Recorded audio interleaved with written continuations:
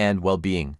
When Catherine dies, any remaining assets in her subtrust pass to the children's share of the trust. Jackson's will was admitted to probate in 2009, but his estate remains frozen due to a long-running tax issue involving $700 million allegedly owed to the IRS. A May 2024 court filing shows that, as long as the legal dispute continues, the family trust cannot be funded. In the meantime, however, the family is receiving payments through an allowance provided by the estate and its executors. In 2010, the probate court authorized the executors to continue running Jackson's businesses because the estate is still pending before the court. The executors had to seek court approval to move ahead with a deal between the Jackson estate and Sony Music to purchase half of the King of Pop's publishing and recorded masters catalog, called the MyJack catalog. When they brought the deal to the judge, Catherine filed objections. Jackson's children initially sided with their grandmother in opposing the transaction,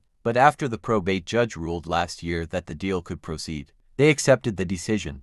Catherine subsequently filed an appeal. The appeal spawned a separate lawsuit between Catherine and Jackson's son, Biggie, who argues that it is unfair that the estate should have to fund her lawsuit against the executors when the Jackson children already decided an appeal was not in their best interests. In a court filing, Biggie's lawyers wrote that participating in an appeal was a waste of resources because the chances of a reversal would be an extreme long shot. It turns out the lawyers were right. The appeals court sided with the probate court and ruled that the estate can proceed with the sale to Sony, denying Catherine's attempt to block the agreement. Sony will now have a stake in what Billboard says could be the largest valuation of music assets ever, an estimated $1.2 to $1.5 billion.